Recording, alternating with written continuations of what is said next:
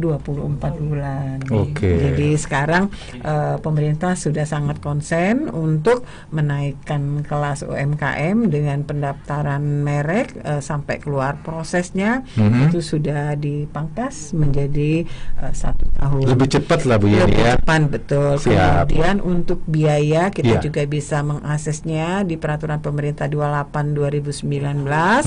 Nah, kalau untuk umum itu per kelas barang 1.800.000. Oke. Tapi kalau untuk UMKM 500.000 permohonan per kelas dengan syarat melampirkan rekomendasi yang dikeluarkan oleh dinas. Nah, yang sudah bekerja sama dengan kementerian kita ada 4 dinas ini Mas Arya. Pertama Dinas Perindustrian, baik itu perindustrian provinsi maupun kabupaten kota. Demikian juga Dinas Perdagangan, kemudian Dinas Koperasi dan UKM, dan satu lagi Dinas Pariwisata dan Ekonomi Kreatif. Oke, untuk umum biayanya agak lebih mahal ya, 1.800.000 Iya, ya. jadi kalau untuk UMKM kan kita ada biaya pengurangan hampir 70%. Dipermudah lah pokoknya Bu ya. Dipermudah untuk UMKM. Apa sih yang nggak bisa oleh untuk UMKM menaikkan ekonomi kesejahteraannya. Betul. Siap. Kita tadi sempat ngomong tentang hak cipta, tentang merek dan juga tadi paten ya. Benar. Katanya diatur dalam undang-undang tersendiri Bu ya. Betul sekali. Oke, kalau misalnya merek kan diatur dalam Undang-Undang Nomor 20 tahun 2016 Bu ya. Nah, kalau paten ini apa nih? Undang-undang yang jadi payung hukumnya lah katakanlah seperti itu. Mungkin sebelumnya diinformasikan juga nih Bu, ke pendengar kita, paten itu apa sih kalau berdasarkan undang-undang itu? Baik, untuk paten sendiri itu diatur di dalam Undang-Undang Nomor 13 tahun 2016 sebagaimana telah diubah dengan Undang-Undang Cipta Kerja. Jadi paten itu merupakan hak eksklusif inventor atas invensi di bidang teknologi yang selama waktu tertentu melaksanakan sendiri atau memberikan persetujuan kepada pihak lain untuk melaksanakan invensinya.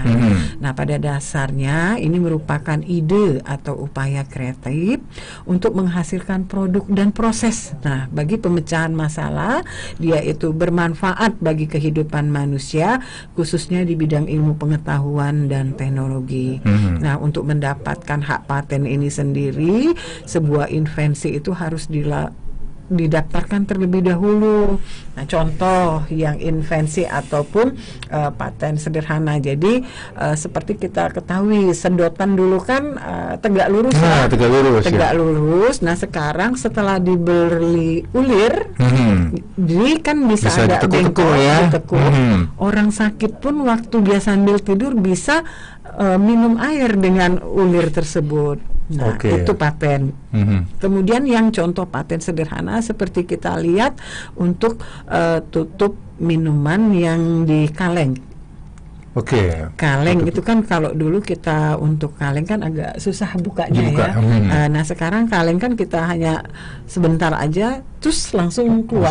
Nah, itu kan patennya itu kan sederhana yang tidak terpikirkan oleh kita, dan saat ini si pencetus paten pun dia ongkang-ongkang kaki saja sudah menjadi kaya sekali dengan paten, dan dia mendapatkan royalti seperti itu. Dari invensi tadi Bu ya. Iya, invensi. Jadi ada kebaharuan novel dari yang selama ini ada menjadi tambah baru lagi. Seperti contoh di bidang pertanian, drone. Kita kenal drone itu kan untuk foto ya, untuk melihat suatu keadaan. Nah, saat ini drone itu sudah dimodifikasi untuk pemupukan. Nah, jadi drone itu bagaimana dilakukan untuk memupuk dari udara, jadi tidak perlu lagi upaya manusia. Tidak usah lagi manusia menebar benih kalau seperti pupuk, itu. pestisida, tapi lewat dengan drone aja sudah bisa seperti itu. Hemat tenaga Bu ya. Betul sekali. Siap. Pemanfaatan teknologi ya dan juga invensi. Yang sering juga di sekitar kita, kita mungkin lihat ada mungkin cup air mineral Bu ya. Ada juga bentuk-bentuk botol air mineral gitu, bentuknya sekarang unik-unik. Apa itu juga bisa masuk ke ranah paten gitu Bu? Oh ya, kalau untuk itu Pak, rezimnya itu berbeda. Itu lain kelasnya ya? Lain kelasnya, dan itu masuk ke dalam desain industri. Desain industri? Iya, nah di sini desain industri ini sebagaimana yang kita sebutkan itu merupakan suatu kreasi, bentuk, kemudian konfigurasi atau komposisi garis, warna yang memberikan kesan estetis pada suatu produk, bisa juga komoditas industri maupun kerajinan tangan. Nah, untuk desain industri ini juga bentuknya ada 3 dimensi, ada juga 2 dimensi. Untuk pengaturan tentang desain industri ini, undang-undangnya udah lama, Mas Arya. Undang-undang 31 tahun 2000.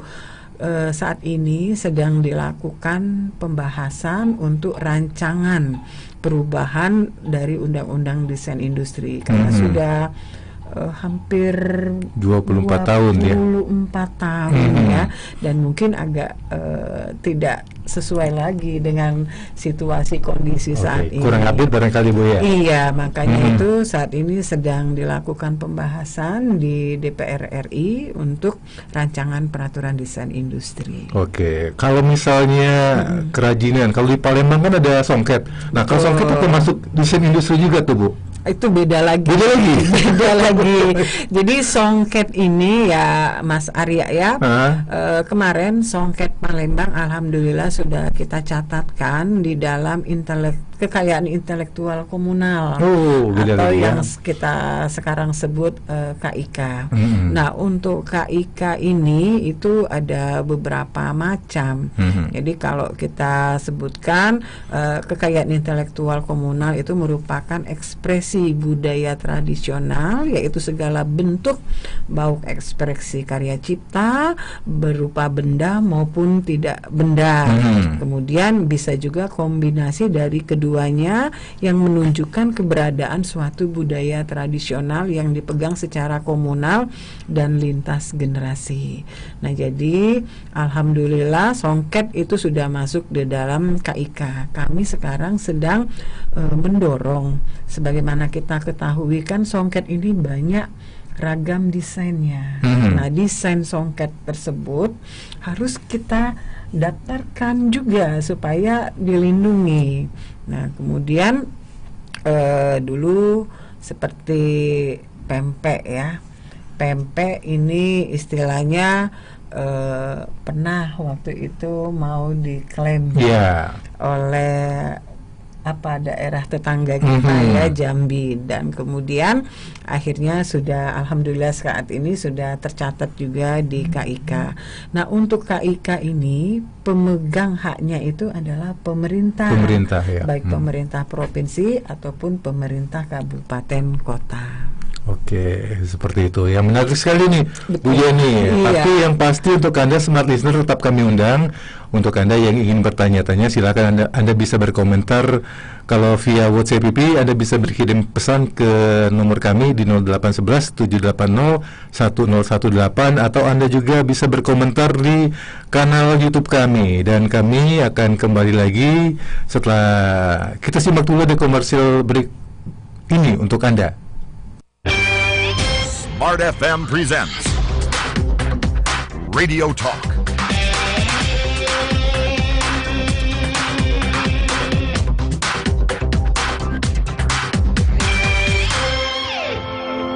Center Park Harmony, perumahan murah, berkualitas, dan mewah di kelasnya dengan harga 400 jutaan. Dol, lama kau ni mandi, gancang apa lo?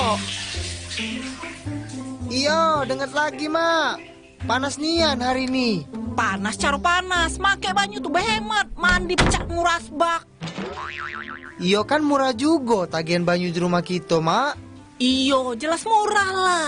Bukan di rumah kita bae, tarif Rumda Tirta Musi untuk pelanggan rumah tangga sederhana Cak Kito ini, pelanggan golongan 1 sama 2 kan masih dapat subsidi. Oh, golongan rumah tangga sederhana Cak Kito nih rupanya dapat subsidi mak ye. Baru tahu Abdul mak. Mak ajak kau hitung-hitungan ya. Kalau kita dulu beli banyu dirjenan yang keliling pakai gerobak itu ya, dirijen yang 20 liter itu sekitar 3.000 rupiah. Berarti seliternya tuh 150 rupiah. Banding ke dengan ledeng kita ini, seliternya udah sampai 2 rupiah. Mahal lah harga permen kojek. Iyo mak ye, murah nian banyu ledeng kita nih. Tapi jangan mentang-mentang murah, laju kau keladasan make banyu. Kita juga harus bijak guna ke banyu tuh, berhemat.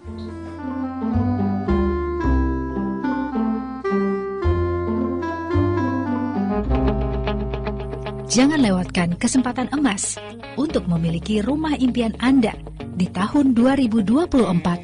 Center Park Harmony, perumahan prime location, best value, hunian yang nyaman bagi Anda dan keluarga, serta sarana investasi yang sangat menguntungkan.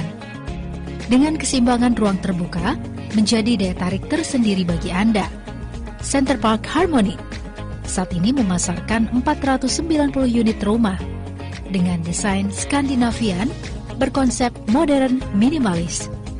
Tersedia tipe rumah 38, 45, townhouse 68 dengan harga yang terjangkau, mulai dari 400 jutaan. Anda sudah bisa memiliki rumah semewah ini. Booking fee 5 juta plus angsuran KPR 3 jutaan per bulan. Dapatkan free instalasi listrik, air pump, PBG, AJB, BBN, BPHTB, serta sertifikat hak milik sudah pecah. 7 bulan rumah sudah siap huni. Tak hanya itu, Center Park Harmony sudah dilengkapi musola, clubhouse, jogging track, taman bermain, dan lapangan olahraga. Berlokasi strategis di jantung alang-alang lebar, dekat dengan akses transportasi umum, rumah sakit, sekolah, pasar, serta bandara. Hubungi marketing kami sekarang atau kunjungi marketing galeri Center Park Harmony di Jalan Boulevard Citra Grand City, nomor 88 Palembang.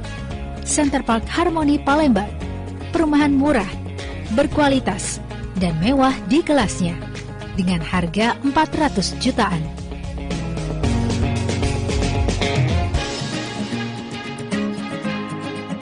Your favorite songs from Smart FM. Smart FM presents Radio Talk.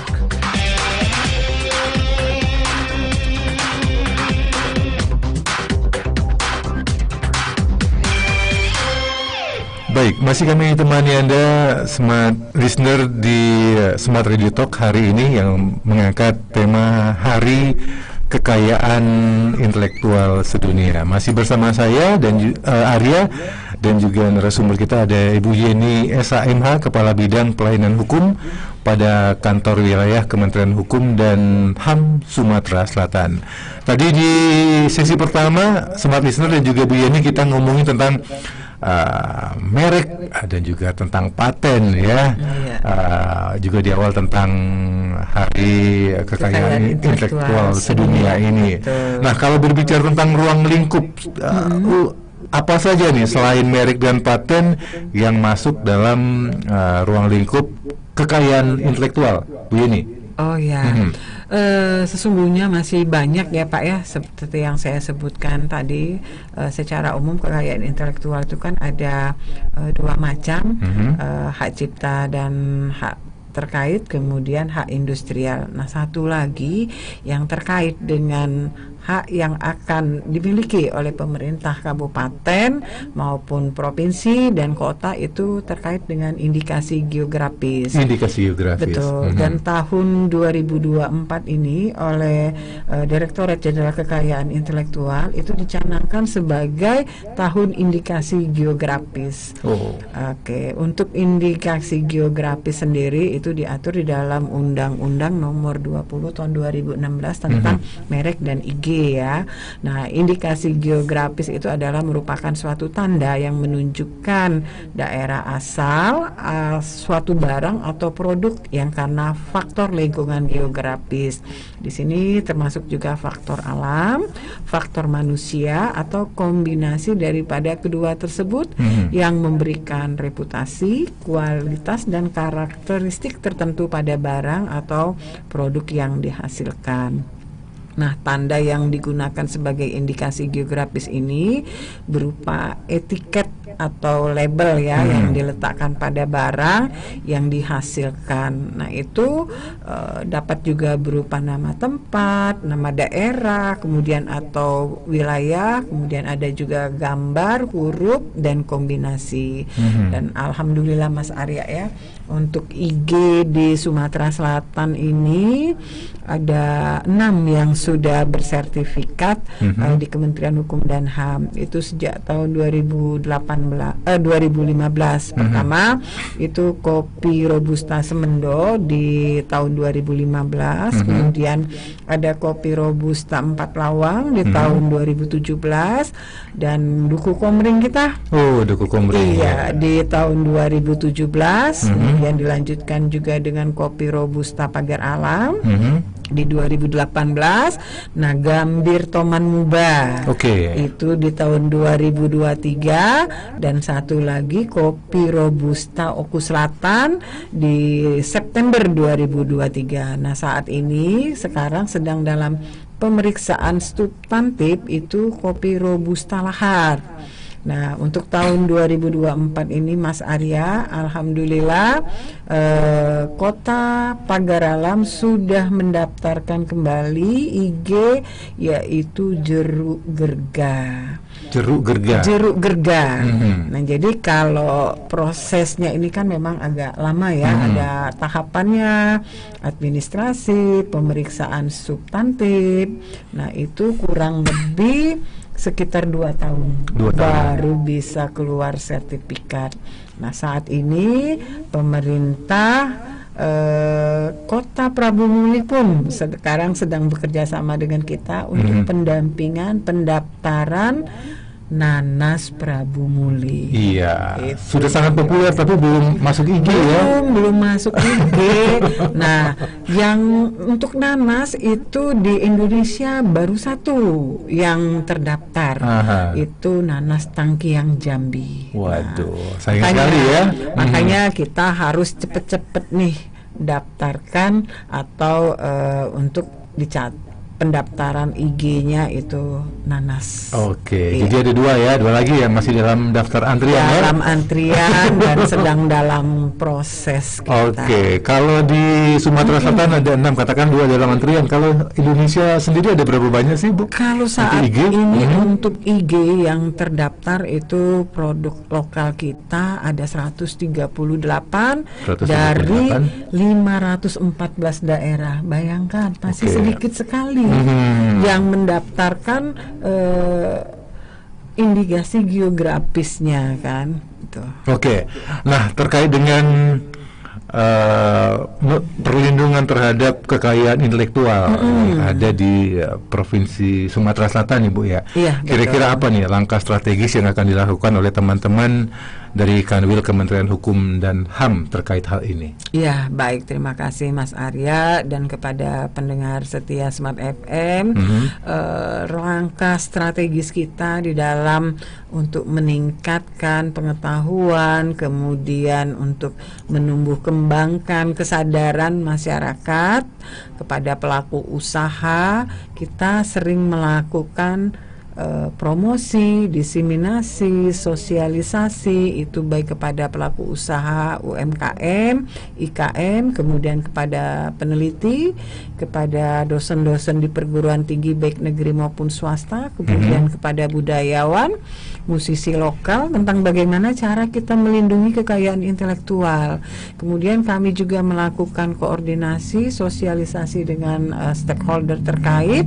Itu kita bagaimana melakukan kegiatan untuk dalam rangka pelindungan kekayaan intelektual ini. Kita juga kepada dinas-dinas pemerintah seperti Dinas Perindustrian, kemudian Dinas Perdagangan, Koperasi UKM, Pariwisata, Bapeda Litbang dan yang terkait dengan kekayaan intelektual. Selanjutnya kami juga melakukan penyebarluasan informasi seperti kita melakukan penyuluhan hukum. Nah, kemudian saat ini ya kita melakukan talk show ya. Kemudian kita melakukan juga live di TV. Kemudian kita juga saat ini sudah digalakkan guru kekayaan intelektual.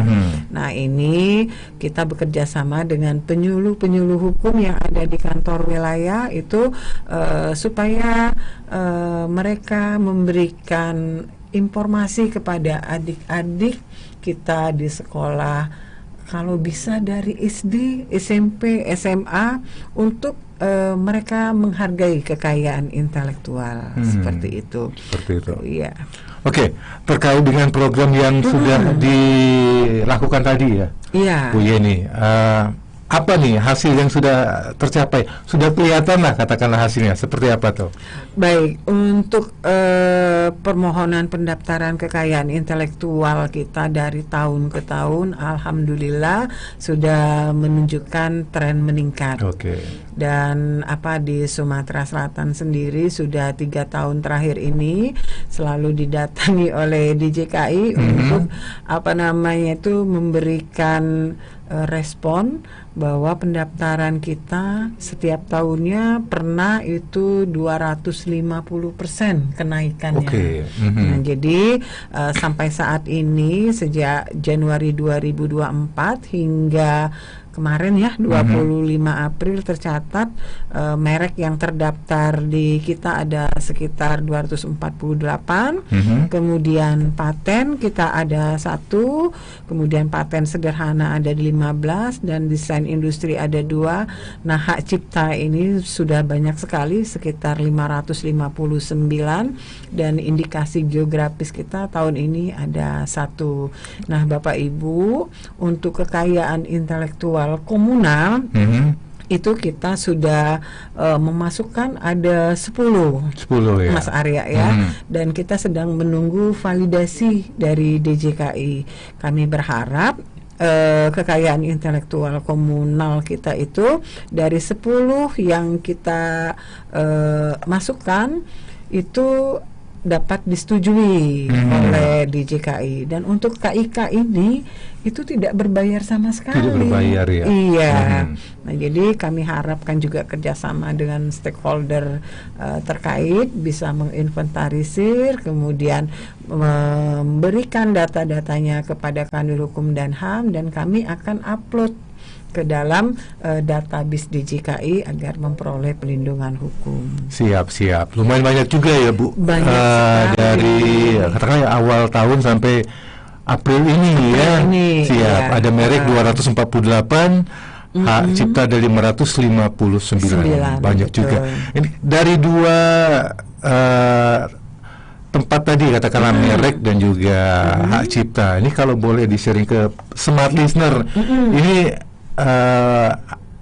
untuk sektor mana nih, Bu, yang paling dominan lah katakanlah seperti itu antara merek dan hak cipta? Oke, baik. Kalau untuk hak cipta kan memang sangat banyak sekali karena hak cipta itu mudah ya dan tidak bakal ditolak nih, Mas. Tidak bakal ditolak, jadi tetap karena dia kan sifatnya deklaratif dan didaftarkan. Nah, setelah hak cipta itu kemudian merek, baik merek dagang dan merek jasa. Nah, kalau merek dagang ini banyak kan di sektor F&B, kemudian food and beverage, kemudian minuman, snack, dan clothing line. Nah, sedangkan hak cipta itu seperti yang saya sampaikan kebanyakan dari akademisi. Yang mencatatkan karya ciptanya baik buku, modul, kemudian dari pencipta lagu, kemudian juga desain-desain motif batik ataupun motif songket, kemudian perpaduan dari motif tersebut, nah itu bisa didaftarkan. Sudah banyak yang aware, Bu, ya, terkait dengan hak cipta dan juga merek ini ya. Iya, alhamdulillah. Banyak, ya. Oke, Bu Yeni, dari semua jenis kekayaan intelektual yang Ibu Yeni sampaikan tadi, nah, jadi timbul pertanyaan ya, mengapa nih kita harus memahami dan melindungi hak kekayaan intelektual yang kita miliki? Ini memang sering ditanya, kenapa kita harus mendaftarkan hak cipta kita, apa yang akan kita peroleh, benefit apa, seperti itu kan dari masyarakat. Nah, jadi keberadaan kekayaan intelektual ini bisa menjadi sumber peningkatan penghasilan bagi para pelaku ekonomi kreatif kita. Meningkatkan penghasilan ya. Meningkatkan penghasilan, misalnya jika ide tadi telah di dalam ide kita tadi sudah diaktualisasikan dalam suatu produk, kemudian digunakan oleh orang lain, dan hak tersebut akan kita miliki. Seumpamanya contohnya yang seperti kita sebutkan tadi, kalau merek tadi kita sudah terkenal ya, kemudian nanti akan dipakai oleh orang lain. Nah, seperti itu kita bisa menjualnya ataupun kita melakukan perjanjian mereknya tersebut, dan kita bisa mendapatkan royalti seperti itu atas kepemilikan hak kekayaan intelektual tadi. Dapat nilai ekonomis lah Bu ya. Betul sekali. Siap. Kita beralih ke komentar yang ada di YouTube channel kita ya. Ada Uli Manalu katanya, selamat pagi Bu, apakah ada jenis-jenis hak kekayaan intelektual tertentu yang diakui secara internasional? Jenis-jenis hak kekayaan intelektual tertentu yang diakui internasional, memang ada nih Bu? Ada. Jadi kalau kita ingin diakui internasional, saya contohkan merek ya Pak ya. Merek itu kalau ingin kita diakui di internasional, kita harus daftarkan juga secara internasional melalui, kalau kita sebutnya Protokol Madrid. Nah, jadi kalau untuk merek kita, kalau di Indonesia sendiri ada 2 merek yang sudah terdaftar secara internasional. Itu merek Softtek dan pembalut dan satu lagi Gear. Iya, seperti itu. Nah, jadi untuk pendaftaran internasional melalui Protokol Madrid, biayanya itu nggak sedikit yang diperlukan Mas Arya. Jadi kemarin kita juga mulai berbincang-bincang juga ini kepada masyarakat. Kalau kita mendaftarkan merek melalui Protokol Madrid, memang kalau PNBP kita di Indonesia tetap 500.000. Tetapi mekanismenya itu menggunakan euro.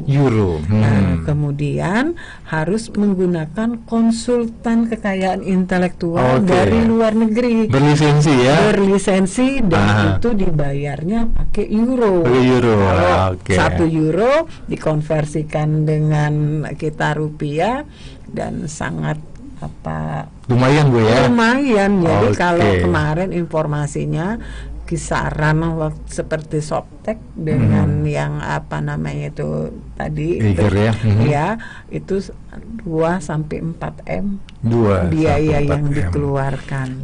Mata uang dipakai euro ya, bukan rupiah.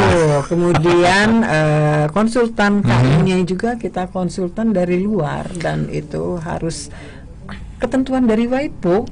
Jadi memang itu sudah menjadi suatu ketentuan. Begitu ya Mbak Uli Manalu, mudah-mudahan menjawab pertanyaan Anda. Berikutnya ada Adit Mariadi, bagaimana peringatan Hari Kekayaan Intelektual Sedunia berbeda di berbagai negara? Memang berbeda atau sama nih Bu Yeni? Kalau untuk peringatan Hari Kekayaan Intelektual Sedunia ini sama mulai tahun kemarin tahun 2000 ya, sejak WIPO bersidang, itu peringatannya tetap di tanggal 26 April. Nah, cuman untuk peringatan kekayaan intelektual ini, kalau saat ini kan kita mengangkat tema bahwa ini sama dengan di seluruh internasional, seluruh dunia, bahwa tujuannya itu kekayaan intelektual dan tujuan pembangunan berkelanjutan untuk membangun masa depan dengan inovasi dan kreativitas. Nah, ini sama di seluruh dunia. Temanya sama ya. Iya. Bung Adit sudah dijawab ya. Berikutnya dari Andi Sunandi, apa dampak dari pelanggaran hak kekayaan intelektual terhadap ekonomi dan masyarakat? Berat pertanyaannya, Bu. Oh iya, dampak pelanggaran hak kekayaan intelektual ya. Nah, dampaknya yang sangat dirasakan, khususnya bagi si pemilik. Kita contohkan saja merek ya, dia tentu akan merasakan rugi. Mereknya, seumpamanya saya sebutkan, dia punya pempek, dia sudah buat mereknya A. Kemudian merek itu tadi, pempek itu tadi digunakan, dia menggunakan merek A, padahal kualitas merek A yang sudah terdaftar itu kualitasnya premium. Kemudian yang si peniru tadi kualitasnya di bawah itu. Nah, jadi akan orang yang biasanya sudah merasakan pempek yang premium tadi, loh kok beda. Jadi orang yang biasanya beli akhirnya tidak beli lagi, beralih. Nah, itu dampaknya. Kemudian kepada perekonomian nasional tentu saja itu akan mempengaruhi pendapatan daripada PNBP yang negara tersebut. Oke, siap. Seperti itu ya. Iya. Berikutnya dari Korkrah. Apakah setiap produk dari unit usaha harus didaftarkan di HAKI? Jika ada nama yang mirip, apakah juga dibenarkan? Oke. Mirip boleh nggak nih, Bu? Kalau mirip itu tidak boleh. Tidak boleh ya. Kan di undang-undang merek sudah disebutkan, baik itu persamaan bunyi itu sudah tidak diperbolehkan. Jadi harus ada perbedaannya. Oke. Di undang-undang merek sudah disebutkan. Contoh seperti Sunlight ya, itu kan sudah jadi itu ada pelanggaran Sunlight. Terus dibuat Sunlit. Oke. Itu sudah berproses di pengadilan niaga. Kemudian saya contohkan lagi seperti kemarin apa yang di Palembang aja lah, pempek caplin. Nah, itu kan juga ada yang pempek caplin, terus ada yang dibuat pempek cap seperti itu. Oke, mirip Bu ya. Mirip, dan itu sudah tidak bisa, karena kalau kita melihat secara secara persamaannya itu hampir sama. Sebagian besar penulisannya juga, walaupun umpamanya U2 pakai U2 seperti itu, kan itu. Kalau dibaca sama. Seperti itu. Oke, siap. Itu nggak boleh ya? Nggak boleh. Iya. Tapi kalau pertanyaannya terkait apakah setiap produk dari unit usaha harus didaftarkan di HAKI, tetap harus didaftarkan ya? Sebaiknya didaftarkan karena akan memperoleh pelindungan hukum seperti itu. Jadi merek itu untuk saat ini memang belum dirasakan arti pentingnya bagi si pemilik. Saya contohkan seperti, mohon maaf ya, kita sebutkan merek Ruben Onsu yang itu geprek bensu. Kemarin itu kan berpolemik ya, sampai ke Mahkamah Agung. Betul. Nah, ternyata bensu itu, sumerek itu pertama kali yang mendaftarkan itu adalah ibu-ibu di Bandung. Bensu itu singkatan dari bengkel susu, Mas. Bengkel susu ya. Bensu jadi ayam. Jadi ayam. Oleh karena itu, karena dia sudah memiliki sertifikat merek, dia bisa melakukan somasi kepada Ruben Onsu dan naiklah ke ranah pidana. Tapi ternyata Ruben Onsu sudah membeli merek tersebut. Seperti itu. Nah, jadi dengan nilai yang cukup fantastis sekali, kita sudah merasa untung lah, Mas. Jadi sewaktu kita mendaftarkan dengan nilai, kalau UMKM kan 500.000 ya. Kalau sudah 5 tahun ke depan ternyata umpamanya merek Mas Arya dibeli orang, ini ditawar umpamanya berapa 1M aja kan sudah untung ya.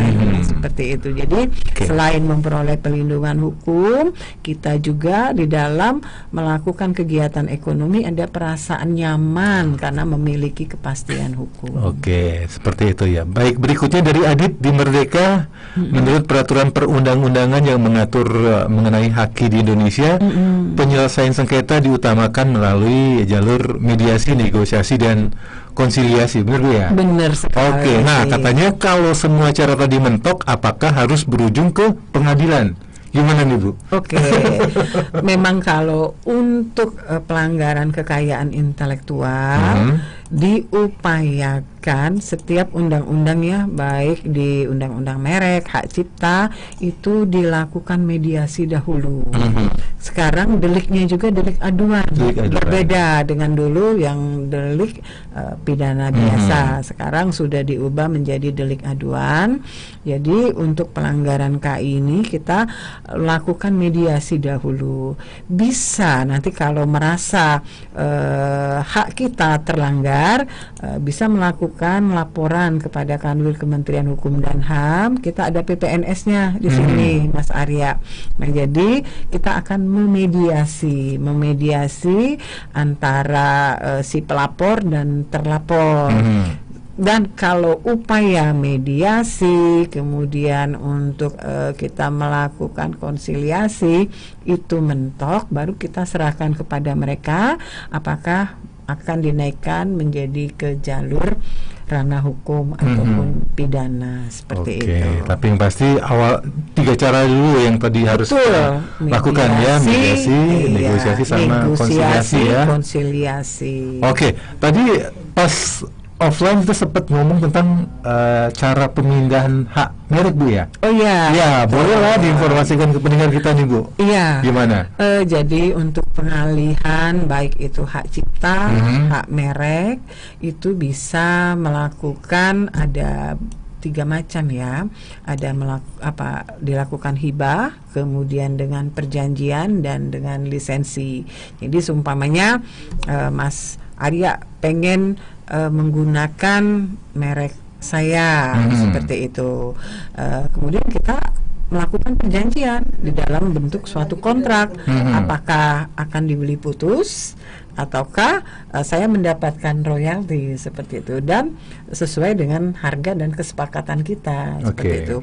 Kalau hibah seumpamanya saya ingin menghibahkan merek saya kepada Mas Arya. Nah, itu harus kita lakukan perjanjian dengan pejabat yang berwenang seperti itu dan dibuat di dalam suatu akta perjanjian seperti itu. Jadi bisa ya intinya ya pemindahan tersebut ya. Bisa, iya. Tapi juga sesuai dengan kesepakatan ya. Kesepakatan dan peraturan perundang-undangan. Oke, menarik sekali ya obrolan kita hari ini. Nggak rasa sudah hampir 1 jam. Tapi mungkin ini Bu Yeni, boleh lah ya di ujung ini ada semacam closing statement dari Anda terkait perbincangan kita hari ini. Boleh, terima kasih kepada seluruh pendengar Radio Smart FM dimanapun berada. Kami berharap melalui momentum penyebarluasan informasi kekayaan intelektual terutama pada hari ini merupakan peringatan Hari Intelektual Sedunia tahun 2024 yang mengangkat tema kekayaan intelektual dan tujuan pembangunan berkelanjutan membangun masa depan dengan inovasi dan kreativitas. Ini merupakan informasi yang sangat bermanfaat dan kami terus berupaya untuk mendorong para pelaku UMKM, stakeholder maupun masyarakat agar dapat mendaftarkan kekayaan intelektualnya dan dapat meningkatkan reputasi daerah dan tentu saja meningkatkan kesejahteraan masyarakat pada umumnya. Siap, seperti itu. Baik, terima kasih Bu Yeni sudah bincang-bincang hari ini, banyak dapat pencerahan saya hari ini ya. Siap, terima kasih. Oke lah, baik Smart Listener, tuntas sudah kebersamaan kita hari ini di Smart Radio Talk dengan tema Hari Hak Kekayaan Intelektual Sedunia ya, 26 April 2024. Terima kasih atas minat dengarnya. Saya Arya, produser GT per hari ini. Ahmad Aulia mengucapkan terima kasih atas kebersamaannya dan sampai jumpa. Smart FM presents Radio Talk.